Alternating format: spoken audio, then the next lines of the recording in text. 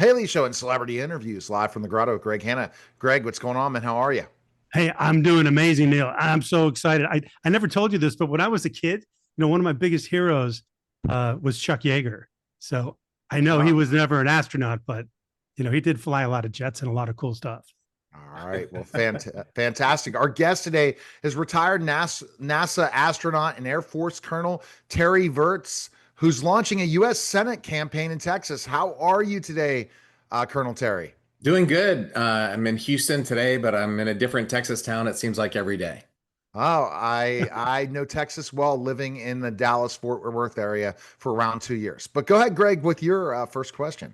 Oh, excited to speak with you, Colonel. So, you've gone from flying F-16 combat, missions and commanding the International Space Station. What made you decide that your next mission would be a U.S. Senator, and why did you choose to run now? Well, I joke that I lost a bet. But the reality is I just look at the country and it's going in a bad direction. I think most of us can agree on that. And I hate seeing what I'm seeing. And I'm running as a Democrat, and in Texas, Democrats haven't won here in over 30 years. Ann Richards was governor the last time a Democrat won, and Pearl Jam, Can't Find a Better Man, was at the top of the chart. So the Democratic Party here kind of is not winning statewide. And I thought that somebody with my background, connects really well with Texans. I want to focus on economic issues. Kind of the middle class is my vision for the future, to strengthen it and grow it. And I think that is a message that plays really well here. So it's not like I said, someday I want to be a senator. How am I going to get there? I said, man, things are bad. And I think I'm a guy that can uh, bring something to the table and offer that we haven't seen for a long time in Texas. So, Colonel, so you were a Republican at one point in time, then, correct? Honestly, I was a registered independent for my whole life because I have this independent streak. But when I was in high school, I stuffed envelopes for Ronald Reagan. I had lived as a exchange student in Finland with a Finnish family, and I didn't know where Finland was. They told me you're going to Finland on an exchange, and I had to get the atlas out and look up Finland. I didn't know where it was. We were right on the border of the Soviet Union. This was back in the 80s. And I could see, literally, we were on a lake and the Soviet Union was on the other side, this town called Imatra.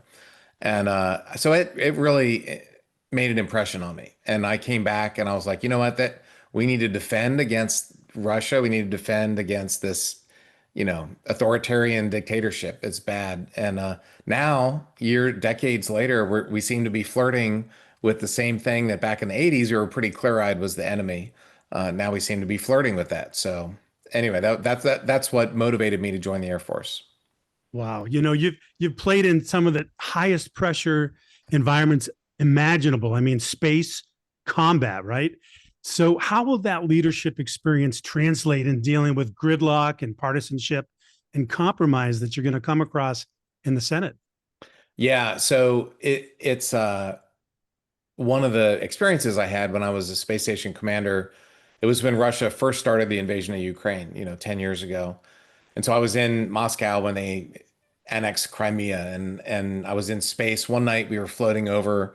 It was me and a Russian guy named Sasha Samokutyaev looking out the window. As we went over Eastern Europe, you could see red bombs going off in Donbass. We were actually watching Russians kill Ukrainians 10 years ago from the space station. But I was their commander. I had to work with Russians. And so you talk about bipartisanship. That was the ultimate, that was the ultimate working with your enemy. So I'm going to do this. And look, I don't view Republicans as the enemy. I don't view any American as the enemy. But I view my job as a senator is to represent all Texans. So I'm going to be there to represent all of Texas, left, right, and center, green, purple, black, brown, white. I want to be the senator for all Texans. What do you think is the biggest challenge, especially being in a state that's mostly Republican, to turn people to your side? And I've heard it said it's not that Texas is that Republican. It's not like we're Wyoming or Idaho or, Alabama or something like that. The Texas is mostly non-voting. I think there are actually more Democrats here. I've seen some data, but they don't vote. So it's really an issue of getting people out to vote. But even for folks that vote, I'll tell you a story. I was driving in the country about a month ago, 2 months ago, and there's this guy has a store with all kinds of Trump stuff. And I said, you know what? I'm going to go I don't know who this is. I'm going to talk to him. You go in there and he's got the Hillary for prison thing, and he's got pictures of Trump everywhere. Talked to him for an hour and a half, and afterwards we were friends. And he's like, "Where's your website? I'm going to give you a donation." So I can talk to people. I'm a common sense guy. I'm a Texan. I want to focus on. I come from a working class family. I say my family has a lot more union cards than college degrees. I was the first guy to go to college. I walked a picket line last week here in Houston. It was the first ever hotel worker strike in the state of Texas. So that's who I am. I'm a working class kind of guy, and that plays well. I was just in Midland a few weeks ago. That plays well in the oil fields of the Permian Basin. Plays well in the refineries here in Houston. That's who I am. Mhm. Right. So, Democratic leadership, as you've mentioned, they're lost, out of Yeah. touch with working class families. What's the first policy area that you would focus on to prove to your Texans, your brethren there, that you're serious about shaking this all up? Yeah. So Texas, we have UT and we have A&M.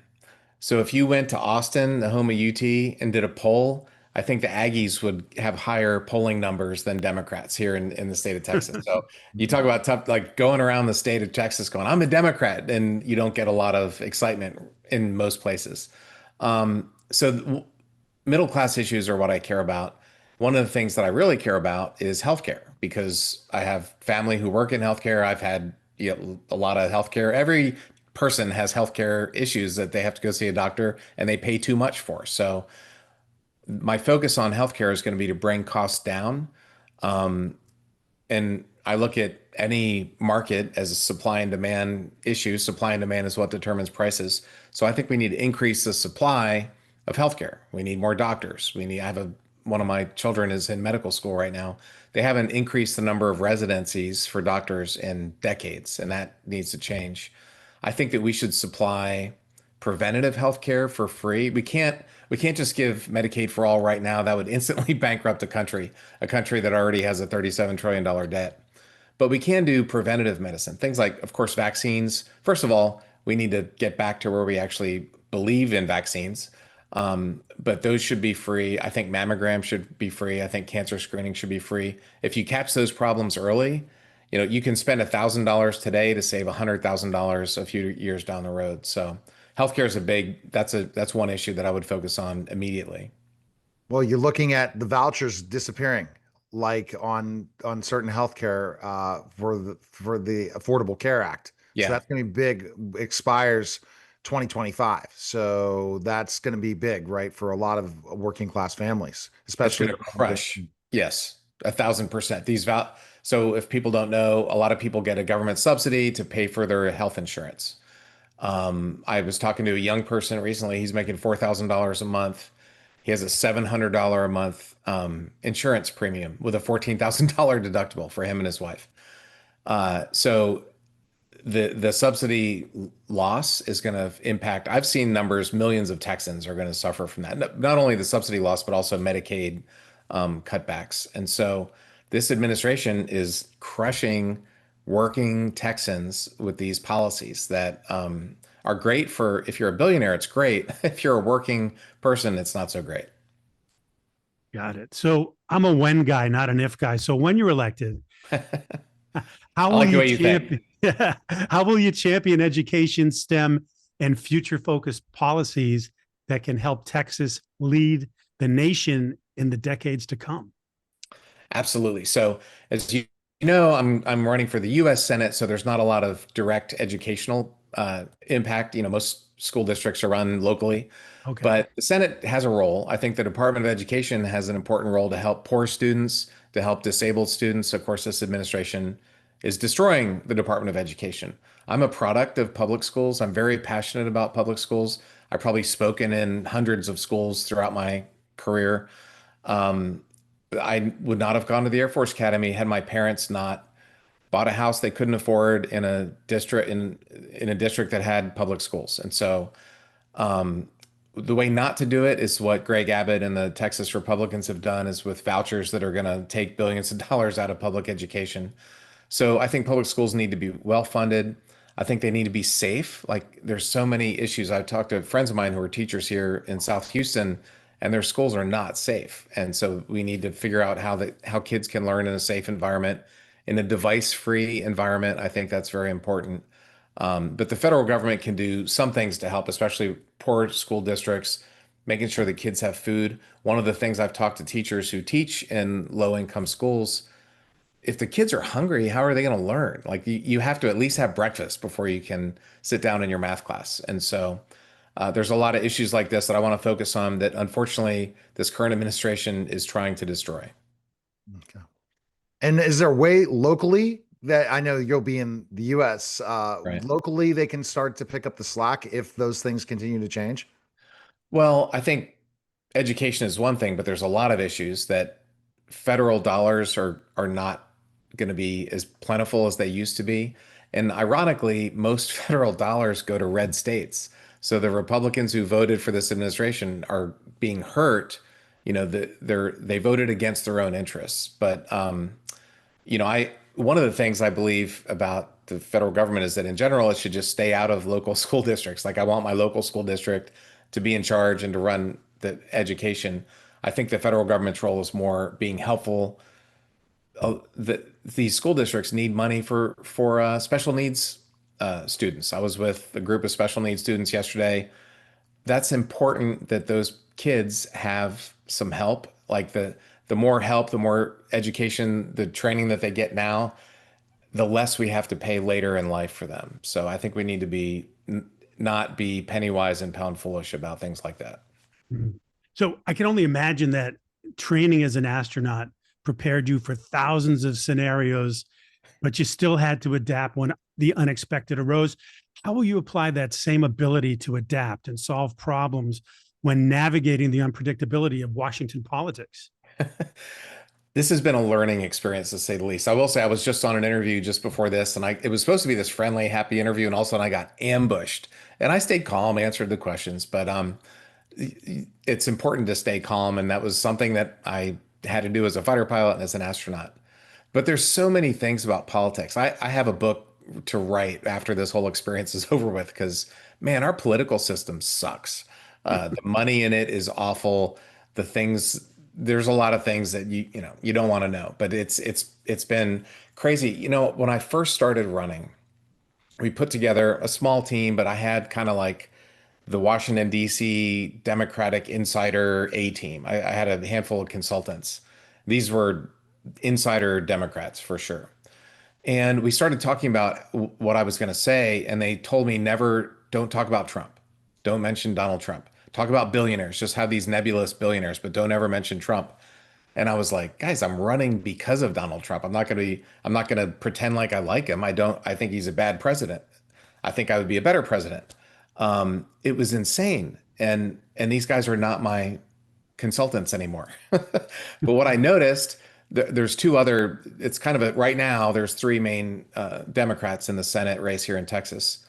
My other two opponents don't ever talk about Donald Trump. They talk about these nebulous billionaires, and clearly they're taking that advice that I thought was bad advice. So I think the country has voted that they don't like the traditional old school Washington Democrats for the last several years. We need to listen to the voters and do the things voters want and not do the things that the DC consultants want. So in that messaging, running in Texas is the opportunity. So you really are to the center. I was talking to former Congressman Jason Altmaier about how he said basically he could never run in the center. He was a center running senator in Pennsylvania the whole way through. He was on both sides. He worked with both sides of the aisle. And he said that never someone from the center could ever be elected again. And that was what his point. I'm just bringing this up just because I've talked to Congressman Altmaier. What are your thoughts on that? Because that's the thing, because you're definitely into the center. I spoke to somebody a couple weeks ago on Cutting Edge Benefits podcast with my Neil Haley show, and same thing came. She absolutely, and she's running in New Hampshire. She absolutely sees the same time. This is the kind of thing that finally there is a center. Why do you feel that people don't think that's going to happen? That it's impossible? The problem is partisan primaries, and there's a lot of reforms I want to do in our democracy. I think we need term limits. I think we need to bring the president back under control the way the founding fathers intended. I think we need to get money out of politics. There's a lot of things I'd like to change. Partisan primaries may be the worst thing that we have. We need to stop gerrymandering, which of course the president of the United States just demanded, and his servant, Greg Abbott, provided that. And unfortunately, the Democratic Party here did not fight back. Well, we can get to that next. The partisan primary system requires you to win the primary, which are normally the most partisan voters, right? And the Democrats, it'll be the most liberal people, and the Republicans, it's the hardcore MAGA people, which is probably why Ken Paxton is going to win the Republican primary here in Texas. He's the impeached, indicted, super hardcore MAGA guy, and he's leading in the polls right now. So I think we need to end partisan primaries. But to your point about being a centrist, I don't know. I am who I am. I mean, it depends on the issue. Ask me different issues. I, Now, the reality is, I'm not going to win an election in Texas unless I get some reluctant Trump voters. Like, there's a lot of people in Texas that didn't like Trump. They held their nose, moderates or independents or Republicans. They held their nose because they just couldn't stomach Kamala Harris. So, unless I get some of those voters, I'm going to lose the election. Every Democrat will lose the election. Interesting. And is that, do you think, the playbook? And then I'm going to go back to Greg with the next question. Look, my playbook is travel the state, do in-person town halls. We got some next week. We're going down to the Valley on the Rio Grande border. We're going to Fort Worth tomorrow, actually, I think. Travel the state, meet voters in person, go on podcasts like this, go on Fox News. I've been on Fox News. I've been on Newsmax. Last time I was on Fox News, it was about space, but I criticized Elon Musk and the guy's head exploded. He literally had a meltdown, went on a monologue, and it's like, sorry, Terry, we're out of time, and cut me off. But I have to go on those platforms because that's where at least most of them are not going to vote for me. They're not going to write me a $20 check or whatever, but I need some of those votes. So I'm going to be on right, left, and center media. Very smart. And podcasting, and especially places that are going to go in the community once you see those numbers. It's all about numbers and polling at the end of the day. Go ahead, Greg, with your, before we have our final question. So, Colonel, Texas is home to some of the fastest growing sectors like aerospace, energy, AI. From your experience with NASA and private industry, what's your vision for making Texas the leader in innovation while protecting the jobs and keeping America secure? Yeah, absolutely. Texas is an amazing place to do business. So if you're thinking about where to locate your company, come on down to Texas, y'all. We got everything. One of the things I will not do is have $100,000 visas for immigrants. Immigrants are very important, obviously, to the tech community. They're very important here to Texas. And by the way, we're all immigrants. Like, everybody in America is an immigrant of some kind. Somebody in their family came from somewhere. So I think using immigration as a competitive advantage is a way that America and Texas can win. I think having a smart amount of regulation where people are, businesses, we make sure the environment is protected, we make sure workers are protected, but we make sure that businesses can outcompete our foreign competitors. So I think that's an important thing. A lot of people are leaving Texas right now because of women's rights. I think we're going to have 15% less OBGYNs here in the state of Texas. There was just a big article that came out today about how Texas professors are leaving the state because of all this suppression and repression. So I would stop the repressive tactics that this Trump administration is doing and make Texas a place where people want to come because the cost of living is great. The warm sun, if you like warmth and sun, Texas is a place to be. The people are awesome. They're very friendly. But we need to get rid of this insanity that's happening now that's kicking people out of our state. Got it. All right, Greg, you have your final question that you ask every one of our celebrity guests. Go ahead with that question. Yeah, I can't wait to hear your answer, Colonel. So tell me, Colonel, what do you feel is the most important thing in life you've ever learned? Well, that is a profound question. The most important thing in life. So I'm a dad, I'm a family guy, I've got kids, I'm a Christian. Um, one, one of the things that I try and live my life by, I did it professionally and I hope I do it personally, is to leave everything I do better off than when I got there. Don't just go in and make a mess and leave, but leave everything better. So your relationships with the people that you care about most, the work that you do, try and leave it a better place. But maybe the lesson learned is that time is batting 1,000 and the clock is ticking. So say the things you need to say to the people you love. do the things you need to do. For me, running for Senate, it's like, look, when I'm 67, I ain't gonna be doing this. I'm 57 now, so it's time for me to do it. Time is batting 1,000. So do what you need to do now because you never know. That's excellent. Love it. So best place people can check you out? terryvirts.com. There it is in the background, terryvirts.com. On social media, I'm on all the different social medias as Astro Terry or Astro_Terry. It depends. So follow me there. Come to some town hall in-person events. We're going to start posting those. And I'll answer any question. I'll talk to anybody, right, left, or center. I'm happy to talk to folks. I believe if a Democrat's going to win, it's going to be me. Using the same old playbook is we can't do the same thing and hope for a different result, right? That's the definition of insanity. So if folks want to help me out, terryvirts.com's website. There's a cool launch video. I filmed it in a World War II Jeep and in my space shuttle training cockpit. So if nothing else, go to the website and see my launch video. And Colonel Terry, do you have other projects right now you're doing, or people could check out your books, different things like that? I do have several books. I had a Nat Geo photography book. I've got a book called How to Astronaut. I have a kid's book that's called The Astronaut's Guide. I actually have some other books that I wanted to write. One called Some Dogs for like a baby first cardboard 1 line per page kind of book. But all that stuff's on hold. I'll tell you what, running for Senate is a full-time job. Running for Senate in a state like Texas is a full-time job. It was great to learn some of those behind the scenes, and we appreciate it. It was great talking to you guys. This was awesome. Yeah, all right, you as well. That was the special simulcast of the Neil Haley Show and celebrity interviews live from the Grotto with Greg Hanna. Guys, take care.